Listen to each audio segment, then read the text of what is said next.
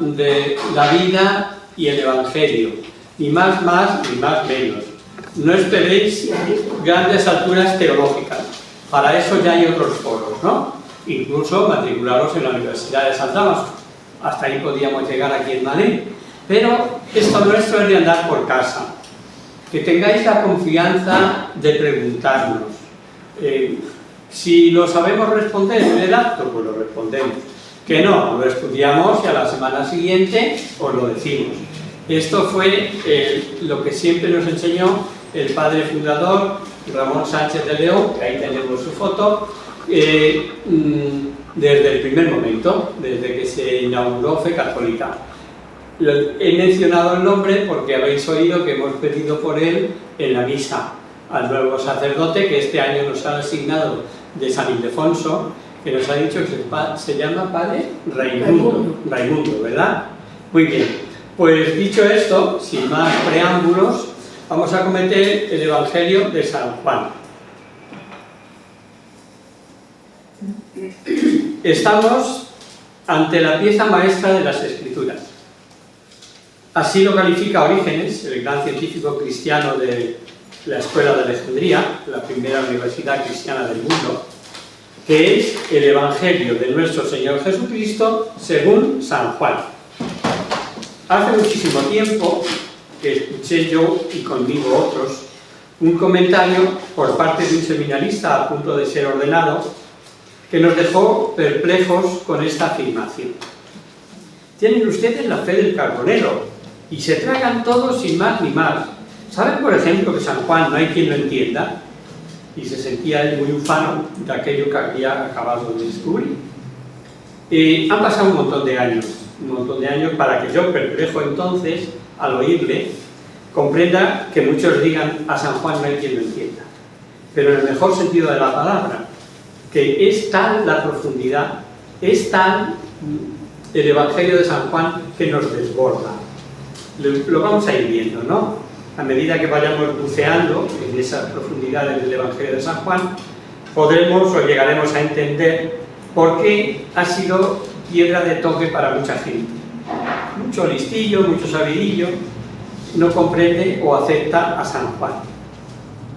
Como si fuéramos describiendo una obra pictórica de un supuesto cuadro evangélico, de la mano de 4 autores, diríamos que Mateo coloca, ordena palabras y personas. Marcos da las pinceladas impresionistas, más frescas, más recientes. Parece que le estás oyendo hablar, sobre todo como si hablara Pedro por su boca. Lucas es más formado, él procede ya de la cultura griega y redondea formas, suaviza. Si tuviéramos que escribir el que mejor redacta o el que mejor ha puesto por escrito un evangelio, tendríamos que coger a Lucas, ¿no?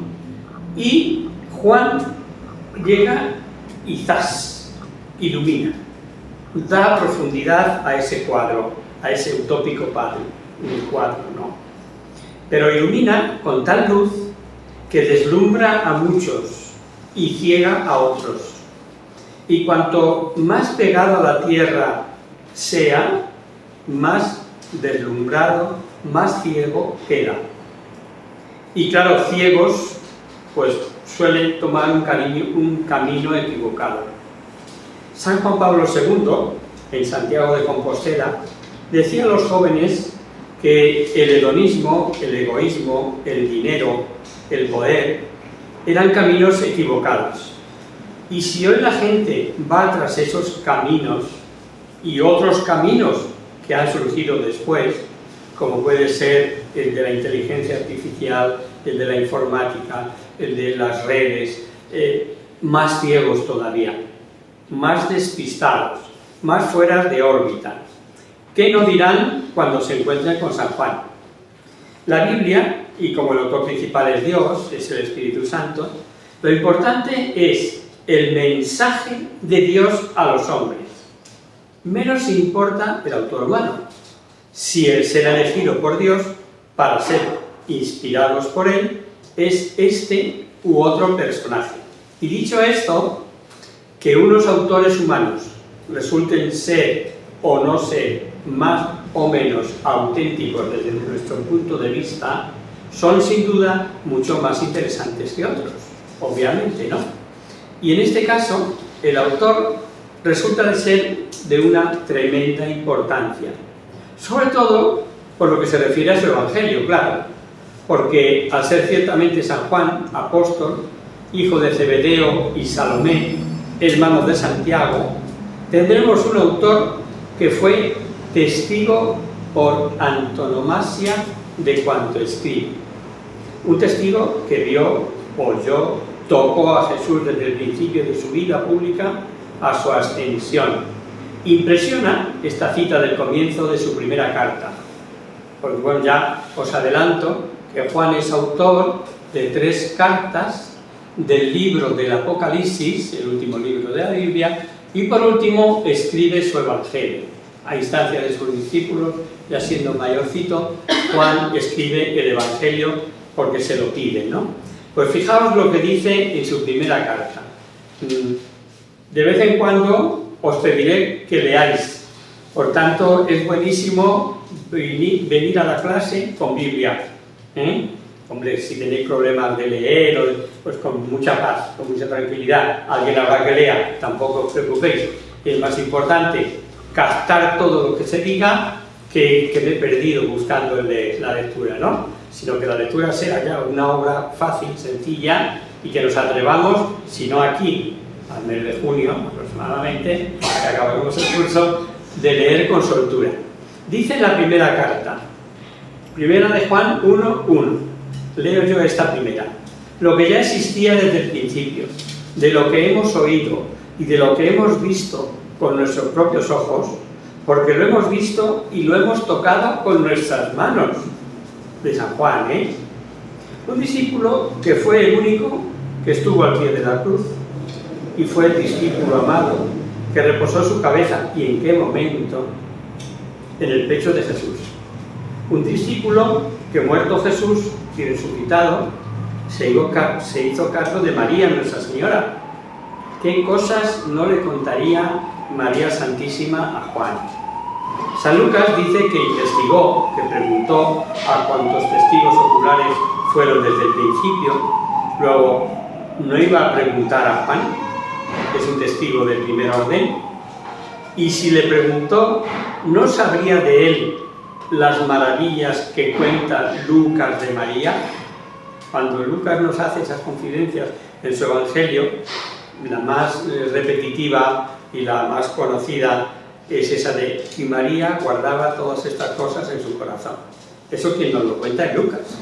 Pues seguros estamos de que ahí alguna mano tendría Juan.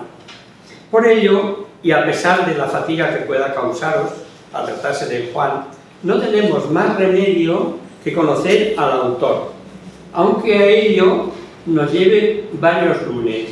A mí no me importa perder el tiempo aquí, para que pongamos bien las bases y que no os quede ninguna duda. Intentaremos escalar hasta donde podamos, claro, y nos quedaremos muy cortos, porque como dijo aquel apologista del siglo III, Orígenes, que habréis oído alguno hablar de él, decía: para entender el Evangelio de San Juan es preciso haber reposado la cabeza sobre el corazón de Cristo y haber recibido de Jesús a María por madre y haber convivido con ella. No es de extrañar que el mismo Orígenes dijera de este Evangelio lo que he empezado contándoos, ¿no? Que dice él, que es la pieza maestra de las Escrituras. Vamos a meternos, pues, desde este momento, en el Evangelio del Espíritu, en el Evangelio del Corazón de Cristo. En palabras de Tito Flavio Clemente, también del siglo III, nos dice, es eso, el Evangelio del Corazón de Cristo. Podemos ir vislumbrando ya por qué San Juan sea el autor humano de la Sagrada Escritura más discutido, más cuestionado, más negado y más traído y llevado por distornos de todas las épocas. racionalistas. Escuelas enteras han escrito contra la autenticidad de San Juan como autor del cuarto evangelio. Aunque bien es verdad, todos en general, hasta el siglo pasado, querían despacharlo como obra tardía de dudosa procedencia. Claro que comenzaban como a priorísticos, negando el valor histórico de muchas informaciones, que la arqueología y descubrimientos se han encargado de dejarles en ridículo. Veamos algunas razones más generales de los adversarios, de los que no creen que se trate de Juan Apóstol, el autor. Lo leen, se admiran y dicen no. La elevada categoría intelectual de este autor, del autor de esta obra, no encaja con que sea obra de un rudo pescador sin cultura, a decir de los judíos de entonces. Esto está en los Hechos de los Apóstoles. La leo yo también, para ganar tiempo. Cuando las autoridades vieron la valentía con que hablaban Pedro y Juan y se dieron cuenta de que eran hombres sin estudios ni cultura, se quedaron sorprendidos. Opinión que es más generalizada de lo que parece. Renan, en 1870, ya decía: no pudo ser Juan el apóstol, pues era un ignorante pescador. Y se quedaba tan convencido. Vamos a ver nosotros. ¿Qué y de qué escribe? Pues no de literatura, ni de cultura, ni de ciencia. Que un ignorante lo supo, pues como ni un sabio. Segundo, escribió anciano. Estuvo mucho tiempo en Éfeso, un gran centro de cultura griega, y el joven que de joven fuese pescador no quiere decir que no fuese inteligente, y por supuesto que no aprendiera y no se formara de lo que él veía y vivía, ¿no? Lo mismo que de Pedro y de Juan dijeron los judíos. Esto, los judíos admirados decían: ¿cómo sabe este tantas cosas sin haber estudiado? Esto es del propio Juan. En el capítulo 7, Juan dice esto. Y sobre todo, no creen en el Espíritu Santo. Dice el Evangelio de Mateo: pero el Espíritu Santo, el defensor que el Padre enviará en mi nombre, os enseñará todas las cosas y os recordará todo lo que yo os he dicho. Y no habían leído, por supuesto, a Mateo, ¿no? En aquel momento Jesús, y lleno de alegría por el Espíritu Santo, dice: te alabo, Padre, Señor del cielo y de la tierra, porque has mostrado a los sencillos las cosas que ocultaste a los sabios y entendidos. Estoy leyendo un montón de citas por haceros la charla más continua y más entendible, que si paro de vez en cuando y os mando leer. Pero estad atentos, sobre todo los veteranos, que alguna cita voy a decir. Frank Jurlicher, alemán, afirma: descartado el que haya sido testigo ocular, pues Lucas le hubiese citado, pues habría recurrido a Juan para, a tenor de Lucas, dice haber consultado con testigos. ¿Y quién nos dice que no pudo haberle consultado? Aquí no hay dificultad. Además, Lucas no cita nominalmente a ningún testigo consultado. Lo vemos en Lucas. Y me dijo fulanito esto. No, nunca cita quién se lo ha dicho, ¿no? Para Parker, dice, es un pescador, siendo pescador, apenas habla de pesca. Otros, para ser de Galilea, centra la actividad de Jesús fuera de Galilea. O para ser hermano de Santiago, apenas cita a su hermano. Otros arguyen que eso del discípulo amado es una presentación tipo de verdadero discípulo. Un pescador galileo, oponiendo su actividad fuera de Palestina. Veamos qué quiere Juan enseñar. Juan escribe muchos años después que los otros, al menos 50 años. Él escribe de muy mayor, y los evangelistas es de los primeros momentos ya, ¿no? Dice, o sabemos, que Juan conoce los sinópticos. Para los que no hayan oído esta palabreja, los paralelos. Llamamos a los evangelios de Mateo, Marcos y Lucas evangelios sinópticos, que es lo mismo que decir evangelios paralelos, porque los tres cuestan las mismas cosas, ¿no? Si se justaponen, hay ocasiones en que se confunden. Bien, pues Juan no. Juan ya conoce todo lo que han dicho y escrito sus compañeros evangelistas, ¿no? Y él no pretende repetir los dichos y hechos. Él va mucho más allá. Él va mucho más arriba. Ya veréis cuando empecemos a desmenuzar con detalle el texto propiamente dicho, el Evangelio, nos daremos cuenta ya que en el prólogo Juan se nos va, se eleva a las alturas, se mete allá en la Trinidad. Pero bueno, eso es adelantarme. Ahora quiero ir poniendo blanco sobre negro a las objeciones que los detractores de Juan han querido hacer a su Evangelio. Digo, conoce los sinópticos y no pretende repetir los dichos y hechos. Él va más adentro. Presenta las grandes controversias con los grandes rabinos de Jerusalén. ¿De quiénes eran? Guías ciegos que guían a otros ciegos, como nos dice Jesús, ¿no? No precisa, para la teología que enseña, entrar en narraciones y hechos concretos como los sinópticos. Todo eso ya está dicho, ¿no? ¿Que no cita a su hermano? Amigo mío, si lo poco que podía decir de Santiago ya está dicho, que murió a manos de Herodes, Herodes Agripa, ¿no? En el año 44, y Juan escribe medio siglo después. ¿Qué va a contar de su hermano? Hay quienes dicen que murió en Marte muy joven, pero no tiene consistencia. Esto sí que se cae por tierra, ¿no? Si sabemos que estuvo en el Concilio de Jerusalén, por San Pablo, cuando escribe a los Gálatas, dice, así pues, Santiago, Cefas, Juan, etcétera, ¿no? Que él estuvo en el primer Concilio de Jerusalén, y el concilio fue hacia el año 50, pero además, el 99% de la crítica interna de este Evangelio apunta, como veremos, a Juan el apóstol, como discípulo amado, y no podemos dudar que era uno de los apóstoles porque dice que en la cena recostó su cabeza. ¿Recordáis el pasaje? No lo recuerdo. Pedro se volvió y vio que detrás de él venía, esta es la cita de que no tiene que ver nada con lo que os he adelantado.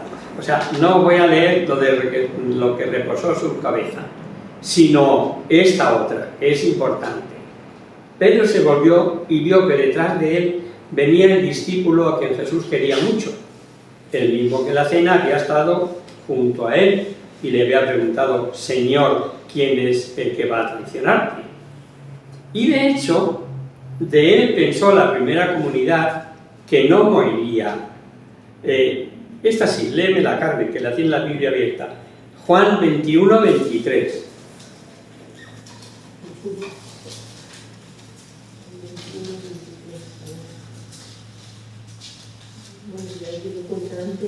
Está al final del Evangelio suyo, sí. 21-23.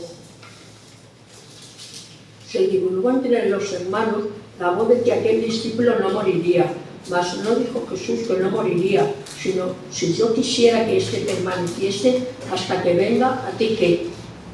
Correcto. Si el Señor cae de le pregunta a Pedro, y Jesús le contestó, si yo quiero que permanezca hasta mi regreso, ¿qué te importa? Luego, no murió joven, ni mucho menos. De muy mayor decían, es que este no va a morir. Veis que ese argumento que esgrimían al principio es totalmente falso, basta leer con detalle el Evangelio. Luego, obviamente, no pudo ser mártir y joven. Lo que ocurre es que Juan, cuando escribe, es un contemplativo. Ha meditado, ha comprendido, ha profundizado. Hay unas citas que son dignas de ser meditadas, pues lo dicen todo.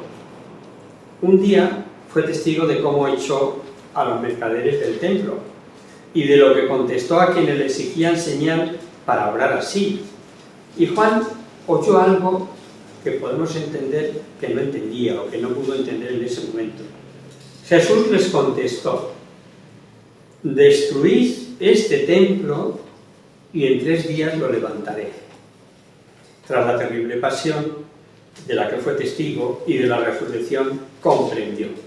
Entonces el mismo Juan dirá, pero el templo al que Jesús refería era su propio cuerpo. Tras la terrible pasión de la que fue testigo y la resurrección, comprendió que esto era así. Y al ver los milagros, dice San Juan que muchos creían. Pero él oyó a la masa: crucifícale, crucifícale. Y como con pena, pasado el tiempo, dice: mientras Jesús estaba en Jerusalén, en la fiesta de la Pascua, muchos creyeron en las señales milagrosas que hacía. Pero Jesús no se confiaba a ellos porque los conocía a todos. No necesitaba ser informado acerca de nadie, pues él mismo conocía el corazón de cada uno. Y como os digo, Juan junta la profundidad y la lejanía de los años a la trascendencia de lo vivido, de lo meditado. Y hay infinidad de detalles también. Caifás, no sé si recordáis, en la Pasión ahora, damos un pequeño salto, con maña diabólica embauca a los demás y dice aquello de: pero uno de ellos, llamado Caifás, sumo sacerdote aquel año, dijo: vosotros no sabéis nada, ¿no os dais cuenta de que es mejor para vosotros que muera un solo hombre por el pueblo y no que toda la nación fuera destruida? Pero aquí entra Juan. Cuando Juan escribe, que recuerda todo aquello, dice que profetizó. ¿Por qué? Porque le correspondía como sumo sacerdote aquel año. Pero Caifás, dice Juan, no habló así por su propia cuenta, sino que como era sumo sacerdote, aquel año, dijo proféticamente que Jesús había de morir por la nación judía. Y no solo por esta nación, sino también para reunir a todos los hijos de Dios que se hallaban dispersos. Con el propio Juan, lo estamos viendo. Razones aparentemente de más peso son las que dicen de este Evangelio que se trata de alegorías, si lo afirma Loisy, por ejemplo, que todo es meramente alegórico, o mitos, como Estrabo, que dice que es obra de un teólogo que trabaja con mitos. No pudo ser obra de un ignorante pescador, que decía Renan, como vimos al principio, ¿no? Y aquí que Evanson, un deísta inglés, de esos de cuidado, largó que es una obra tan sublime, tan elevada, tan perfecta, tan bella, que es una obra idealizada, que suponía, según él, al menos un siglo de intervalo entre el Jesús histórico y el ídolo elaborado por el autor, luego obra muy posterior a los apóstoles, imposible de ser contemporáneo. Lo peor es que fue esta idea la que enganchó, la que prendió en una escuela alemana que empezó a partir de entonces a alargar todo lo que sea contra San Juan. ¿Por qué? Pues porque ya está descartado, que lo ha dicho la escuela de Tubinga, que fue enseñado, donde precisamente estuvo del profesor Melanchthon, el colaborador más cercano a Lutero. Y comenzaron a surgir escritos diversos avanzando o avalando esta tesis de Evanson. Todo el peso de la tradición de la Iglesia, todos los documentos que citaremos, despreciado por estos sapientísimos señores. Pero hete aquí que en 1920 un trocito de papiro de 9 centímetros aparece en Egipto, en la zona del Fayum, a 120 kilómetros del Cairo, y estuvo desconocido, invernando ahí en la biblioteca de Manchester, y en 1935 se presenta a la ciencia sin una sola duda. Hago un paréntesis porque claro, como hablamos de distintos cursos, vosotros no habéis tenido ocasión de vivir o escuchar el curso de Introducción a la Sagrada Escritura, en donde todo esto lo explicamos con detalle, ¿no? Pues eso, la nube de papiros que ha habido y que hay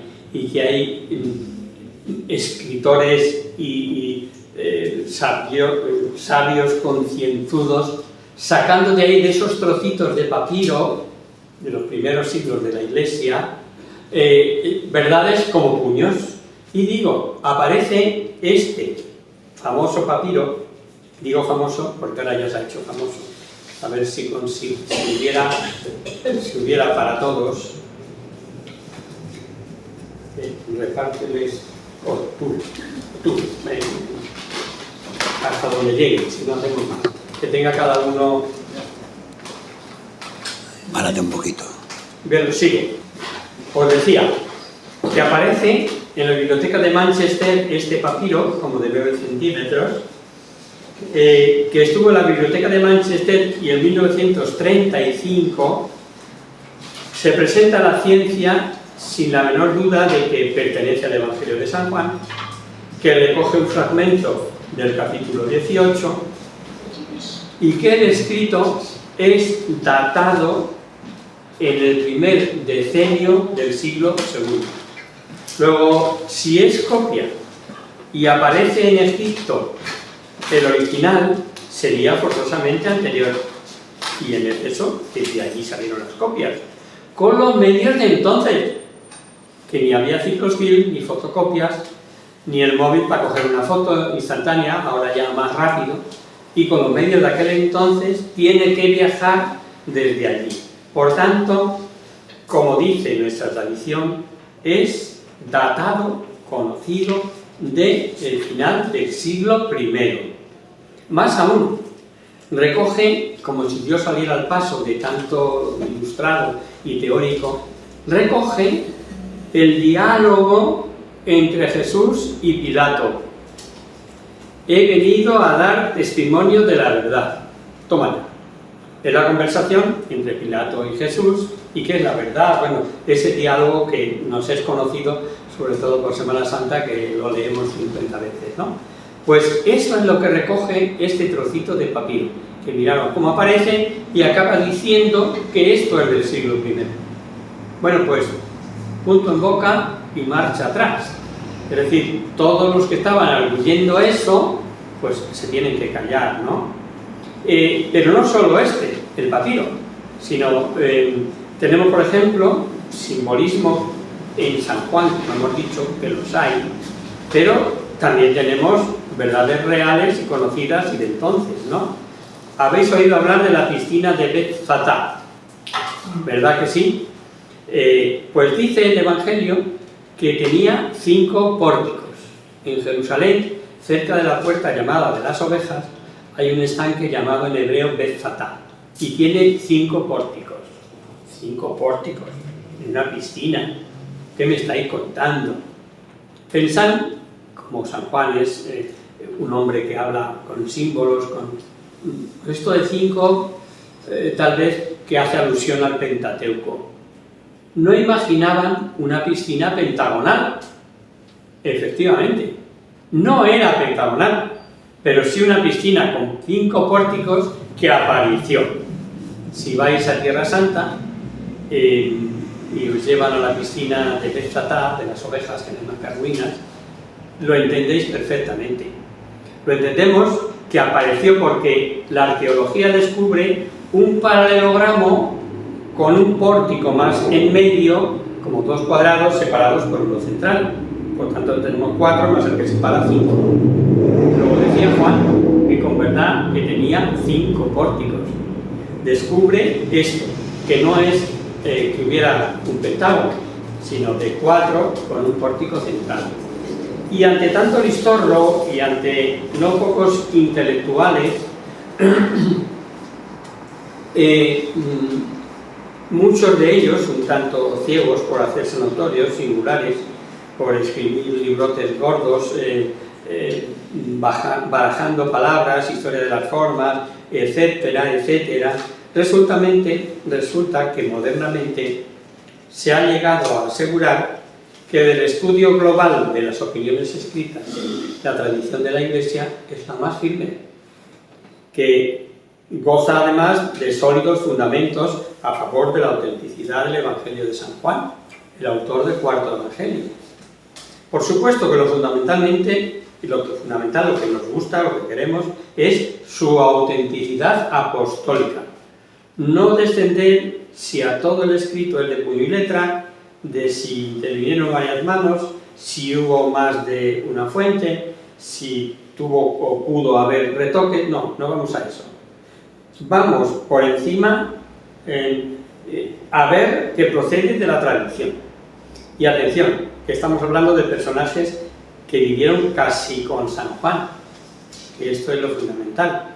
Y no solo por ellos, sino porque si hubiesen escrito cosas falsas, les habrían parado los pies sus contemporáneos.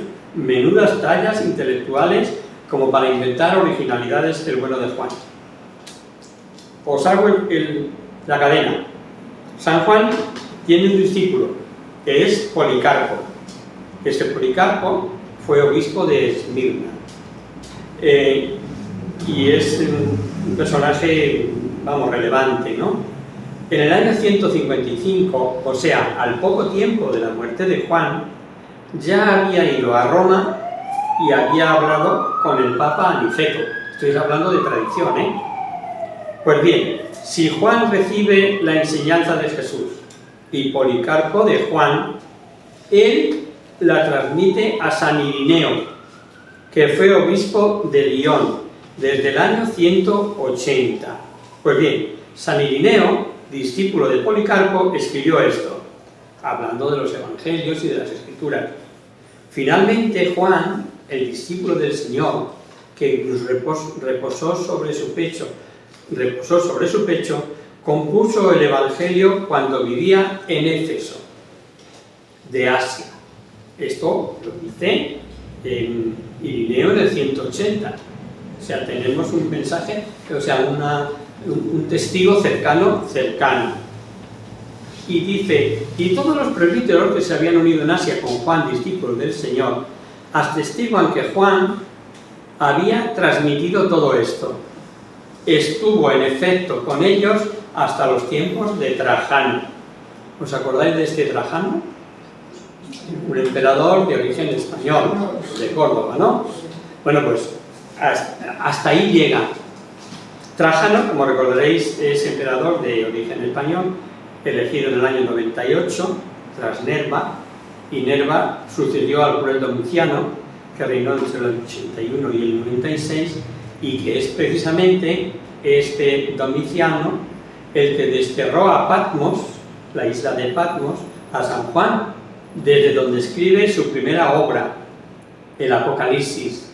Aunque venga en nuestra Biblia la última, fue la primera que escribió. Por tanto, las fechas cuadran, como veis, como afirma la tradición.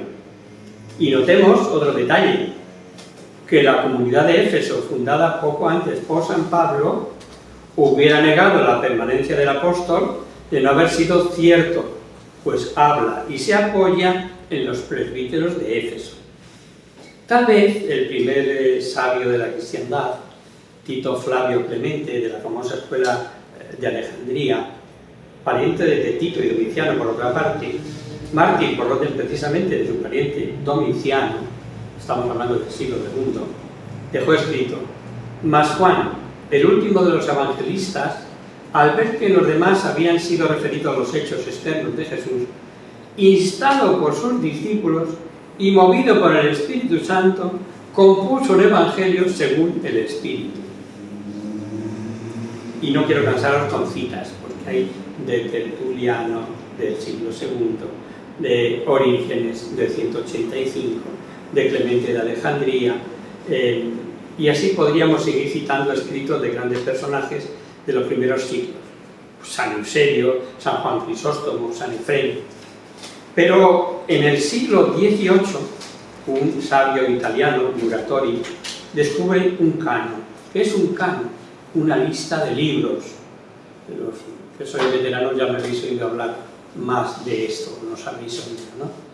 El canon es una lista, o regla, o canon, donde constan los libros conocidos hasta una época determinada, o, si se han escrito anteriormente en otra época, están los que había hasta ese momento. Pues bien, Muratori descubre un canon del siglo II del Nuevo Testamento, estamos hablando del año 180, y en él se lee, entre otras cosas, el cuarto evangelio de Juan, uno de los apóstoles. es más que verlo, ¿no? No olvidemos, lo decía al principio, que el autor principal del mensaje es Dios, es el Espíritu Santo. No obstante, dejemos si los Juanes, si opiniones encontradas, que si fechas, que si estilos, nos quedamos con la tradición, con los testimonios de quienes, ajenos a tanta especulación, a tanto listorro, vivieron inmediatamente, conocieron y trataron a discípulos directos de San Juan. Y para mayor conocimiento del problema autor, podemos seguir indagando en algo sobre crítica interna. No sé cómo andamos de ahora, pues sí que lo vamos a dejar. Y yo creo que con esto vamos a empezar el próximo día. Pues no solo se opone, a la tradición, sino que sintoniza completamente con ella. Y puede parecer demasiado exhaustivo, y no quiero cansaros tanto con autores como contemporáneos, como con fechas. Pero el próximo día empezaremos por eso, para que cojamos el hilo. ¿Y por qué hago todo esto? ¿Para entreteneros? ¿Porque lo tenía escrito aquí? No, porque nos resulta muy útil cuando cojamos el Evangelio de San Juan, sabemos que es de San Juan y que no me cuente nadie otra cosa, ¿vale? Pues perdonad si os he dado, pero si tenéis alguna pregunta, aprendedla. Ahora, mejor me la apuntáis el próximo día lo primero. O bueno, si es cortita la respondo, a ver. Sí. Vamos a ver. Sí, yo siempre he oído decir que en la época de Cristo un hombre con 40 años era mayor. Claro. Y San Juan dice que era muy mayor. Como Ángel Poveda. ¿Eh? Como Ángel Poveda. Quiero decir, ¿está contestado? Quiero decir que en una generación determinada los hombres tengan más o menos edad, propiamente, es factible, pero sin ningún problema. Pero, ¿cómo si la gente en 2025 está muriendo con 70, con 80, muchos, alguno con 90? Estáis hablando de que Ángel Poveda tiene 102, pues los tiene. ¿Contestada? ¿La piscina qué función tenía? La piscina esta famosa, ¿qué función tenía? Allí es, bueno, el cual tuvo al principio no se sabe con certeza. Hay quien aventura que es donde lavaban las ovejas para los sacrificios, o más particularmente aquellas que tenían que ser sacrificadas, como los corderos en la Pascua y yo que sé. Esa es una. Otra es que pasaban por allí, que esa puerta la llamaban la de las ovejas porque por allí es por donde pasaban y puede que no tuvieran ninguna relación con bañar las ovejas, ¿no? El caso es que se llamaba Betzatá, pero la llamaban la puerta de las ovejas. ¿Pez? ¿Cómo se escribe eso? Betzatá. B-E-T-Zatá. Viene el Evangelio, ¿eh? Yo leía Betseda. Bueno, en eso, traidor, como dicen, ¿no? Depende de cuál Biblia cojamos. Estas piscinas para lavar, esa agua para lavar los animales estaban dentro del templo de Jerusalén. Sí, no, está dentro de la muralla de Jerusalén, no dentro del templo de Jerusalén, dentro de la muralla. Oye, ¿no fue en esa piscina donde el paralítico no iba, venía, estaba esperando claro. el rayo y el rayo, o que los ángeles movieran el agua? Sí, esta piscina. Esa es piscina. No, esa es la probática, perdón. No es esa. La piscina probática es la otra, es la del ciego que esperaba que se movieran las aguas. Paralítico también. Paralítico, sí. La que tenía techo del paralítico, dice que le metió por el tejado, pues así, era otra. No. El tejado no va a ninguna piscina. No hay piscina. Eso Es otro individuo. En Cafarnaún, en casa de Pedro. Eso es. Más preguntas. Mirar una cita importante a propósito de lo que ha hablado, de que si Juan era pescador, de que si era un ignorante. Leer Mateo 11:25, leer la cita, porque es muy significativa y muy importante. Mateo 11:25. 11:25. Por crítica. Padre porque has revelado estas Ah, cosas claro, eso lo iba a decir yo. a los sencillos, Bueno, eso- se las has ocultado a Eso ya lo ha dicho, Lo lo ha dicho Adolfo. No, lo voy a decir el próximo día. ¿Sí lo has dicho? ¿O lo he dicho hoy? No, Hoy no. Sí, sí, sí. hoy no. Sí lo has dicho, sí. No lo sé. Sí, sí. Entonces da igual. No. Que la cita sigue siendo válida. Lo que pasa es que no lo has dicho entera, pero No, que lo ha dicho el sacerdote en la homilía. Sí, yo creo. no hay. Lo has dejado decir, pero no lo has hecho entera. Bueno, te ha dado padre porque sí, era de hoy, no le he dicho. El papiro ese, ¿cómo se orienta? Así, como se... Es así como lo tienes. como con el ángulo. Ese sería tu anverso. Lo que pasa es que La letra está en griego, es ¿Eh? una... No, sí, Claro, claro. griego. Griego.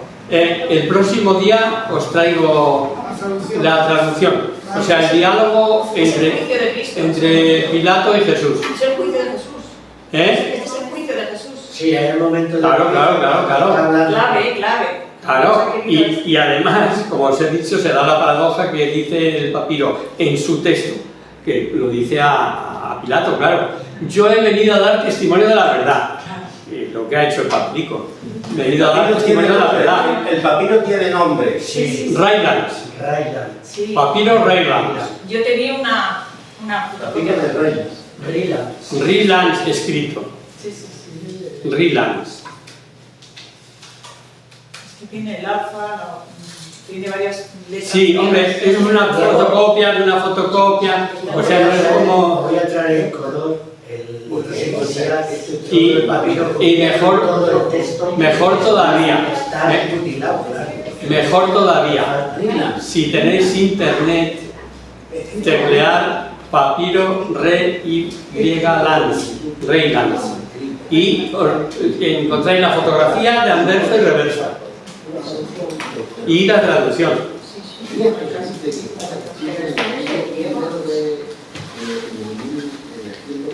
¿Algo más? Pues rezamos a la Virgen y nos vamos. En el nombre del Padre, del Hijo y del Espíritu Santo. Amén. Virgen, bella como la luna, delicia del cielo, en cuyo rostro se miran los santos y se contemplan los santos. Haz Haz que nosotros, tus hijos, nos parezcamos a ti y que nuestras almas reciban un rayo de esa belleza tuya que no decae con los años, sino que brilla en la eternidad. María, sol del cielo, despierta tú la vida donde haya muerte, e ilumina los espíritus que haya tinieblas, reflejándote en el rostro de tus hijos, concédenos un destello de tu luz y tu fervor. María, poderosa como el ejército, concede a nuestras vidas la victoria. Somos tan débiles y nuestro enemigo se ensorbece con tantos tragos, mas con tu bandera nos sentimos seguros de vencernos. Él conoce el poder de Dios y tiene la majestad de mi mirada. Sálvanos, María, bella como la luna, única como el sol, temible como un ejército ordenado, levantad de pie